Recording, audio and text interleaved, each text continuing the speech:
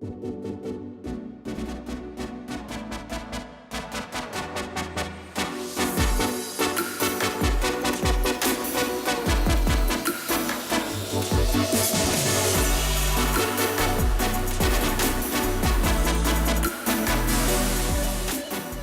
is Open Source Story, an experiment in social screenwriting. We take your comments and turn them into a movie. Storyboards, long comments, demons. This week's comments got long and specific. People after my own heart. I tried to keep them as close to their writer's words as possible, though a little tooling is necessary to make all the comments work together. Leading with those comments, Taylor wrote a dialogue between Theodore and Chloe about how Albie is in trouble working in Washington, and the conversation ends in a car crash. Chloe then wakes up to an ex-girlfriend in a hospital where Theodore is nowhere to be found. Francisco expanded on that even further, writing a full conversation between Spuzz, then he named Maya, and Chloe. This combo talks about their past a little, about Albie being sort of held hostage, and we kind of took some liberties with that last part. Steph wrote, I don't think Spuzz is her ex, but she is definitely evil. Let's see how these comments played out in pages 7 through 9, and the first 6 pages are being told through storyboards this time around. If you just want the new pages, skip ahead to 7 minutes and 2 seconds. Interior dance studio day. A silhouette dances. The rhythm is slow, it builds and becomes frantic. A sudden stop. Chloe sits down, she pants and sweats on a bench in the corner of a small dance studio. She moves up to wipe the sweat with a towel, revealing the figure of a man outside through the window. A sound is heard, followed by the shutting of a door. Chloe turns her head to see a guy with no name yet stands before her. His crooked nose, thin lips, and dead eyes stare back at her. Chloe's eyes light up for a moment. You're alive. Not for long. A guy with no name yet opens his coat to reveal he is bleeding on his left side. I need your help. One last time. Chloe looks in horror at the wound. Her expression changes. You're a bastard for coming back. I've made a life for myself. As a guy with no name yet sits down in exhaustion, Chloe stands and begins to inspect his wound. What did you do? I can't even seem to find a... Suddenly, Chloe's vision blurs. A guy with no name yet stands up, no longer in pain as he had been before. Chloe stumbles to the ground. Chloe sees a guy with no name yet pull a towel from his coat and wipe the liquid from his side. I couldn't risk you refusing. Forgive me. Everything goes foggy, then black. Interior car day. The blurry mash of trees and snow are seen through the backseat car window of a nondescript vehicle. Chloe lays across the back seat and struggles to keep her eyes open. She works to get upright. Her head is hanging, and she takes a deep breath as she lifts it. Sorry, I didn't mean for things to go down like this. He passes back a bottle of water. Chloe takes the bottle and squints her eyes at it, then sluggishly attempts to open it. Drink that slowly. It should wear off in a few minutes. Chloe looks at a guy with no name yet through the rearview mirror. The black shirt with white clerical collar stands out. You're still hunting for it. I thought you would never find me. I assumed you were dead. A guy with no name yet shares a look through the mirror for a moment and looks away. I could have found you anytime I wanted. Then why didn't you? Because you didn't want me anymore. You don't get to claim that. You were 2 steps out the door. Anytime there was another job or another crack dealer. This isn't why I needed you. I'm not trying to make up for the past. Chloe drinks the bottle of water, nodding for a guy with no name yet to continue. I need you to get in. It's the last job. I don't need you to do anything dangerous. I just need your name and influence. I've been off the grid for years. What good is my name? To your family. Chloe's eyes harden. A guy with no name yet shifts in his seat as her glare meets his eyes in the mirror. She breaks to look out the window. A guy with no name yet pulls a small package out of his coat and passes it back to Chloe. She stares at it a moment, then takes it from him. You're ruining everything I've done since I've left. A guy with no name yet meets eyes with Chloe through the mirror. I know. You can't save them. I know. What don't you know? A guy with no name yet starts to speak but stops. Why did you leave? Chloe closes her eyes. You don't need to know, Theodore. A man with no name yet is revealed to be called Theodore. Come on. It's not a story you would understand. Try me. Chloe meets eyes with him through the mirror. Okay, it was 15 years ago. Interior flashback, house, night. Not all demons are as awful as in The Exorcist, contrary to what you might think. And my family was as far from it as it gets. We had a commitment to fight those evil urges. Chloe bobs her head with headphones plugged in, a spoon in her hand, cereal below her. She sings. Albie walks into the room. He holds a laptop. He begins screaming at the screen. My dad, Albie. Son of a... I can make this work.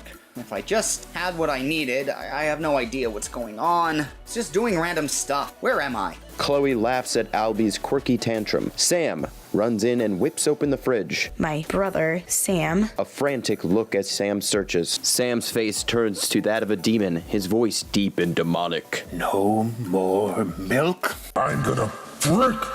Top shelf, towards the back. Sam turns back to normal. Thank you. Sam leaves the room. Just a normal family that doesn't age and constantly fights off the need to destroy humanity. Chloe puts the bowl in the sink and heads out of the room, head still bobbing. She picks up the book, Zen and the Art of Motorcycle Maintenance, and thumbs through it as she starts up a flight of stairs. A look of confusion comes over her. She stares at the half-open door ahead of her. The sound of chomping is heard. We were just a normal family. As the door opens, Sam is revealed, chomping on a corpse. Chloe's face turns demonic, and she uses demon super speed, totally a real thing, to rush to Sam and grapples his neck. Why?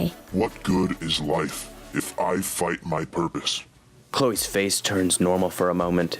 She is struck by his statement. She looks down at the bloody corpse. Chloe returns to a demonic face and rips Sam's face back. She then shoves her book promptly down his throat, killing Sam. This leaves an abnormally large lump, but it's cool. We can totally do that with CGI or, a legal waiver on an intern. Albie is heard yelling up the stairs. Is everything alright up there? I truly have no idea what is going on. Chloe looks to the door.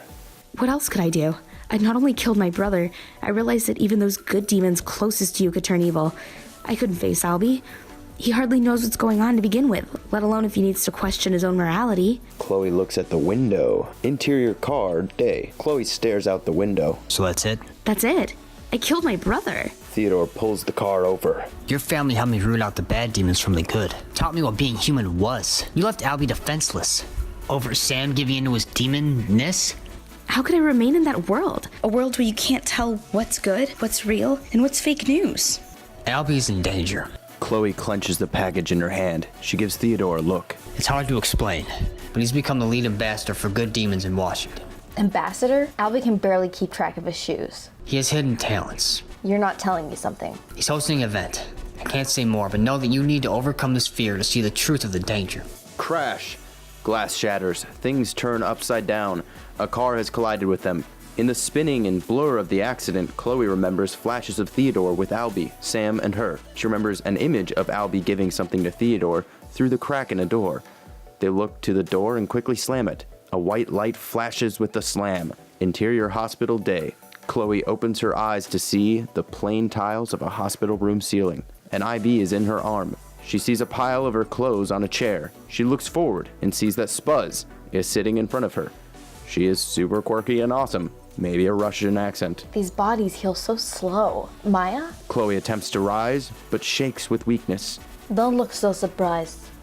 You're the one who left me as emergency contact since freshman year. Oh, cool. She did the Russian accent. Huh? Also, since when am I Maya? You never call me that. Sorry, Spuzz. I always hated that nickname. But it's been so long. It's comforting to hear. How long was I out? Chloe stretches. Yeah, the standard. 3 days, same as JC. The idiots who were about to cut you open before I triggered demon protocol. Fresca and IV of damned water.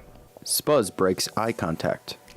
Since you left, I'm sorry, I don't have time to catch up. I need to find Albie. You're going to face him finally? He needs my help. Theodore snatched me and... A mischievous tone to Spuzz's voice as she interrupts. Theodore! Yeah, he needed my help. Isn't he here? They only found you. Listen, Chloe. You shouldn't trust Theodore. Chloe's look focuses. What do you know? A lot has changed since you left. Theodore, what is it? He isn't the same since you left. Since Sam. You can't save them all. What does that mean? He can't see the line anymore. Can't tell what demons are good and which is evil. He's something both sides and won't listen to reason. A look of sorrow slaps Chloe's face. She straightens. Okay, we need to find Albie. If Theodore is on a rampage, he told me where his target is going to be. What did you have in mind? We have a party to crash. Chloe is dressed, and her and Spuzz leave the room. Spuzz's eyes glow with a smile. It feels feels like some stuff is going on. We kind of set up a climactic scene of sorts with Albie's Washington event as the stage. That being said, I have no idea what will happen there. Is Albie evil? Is Theodore evil? We know Spuzz is evil, but what's her plan? Is there a conspiracy with the good demons going on? Is there a political angle I'm not even thinking about? As always, no such thing as bad comments, so leave them below. If you can't think of anything, share on YouTube or Facebook. You never know which one of your friends is holding out on ideas. If you need to drop an anonymous comment, head over to opensourcestory.xyz. Subscribe if you haven't already, and we'll see you next time with pages 10 through 12. Drop that sexy brain juice below. For real, I'm just saying. Ladies and gentlemen.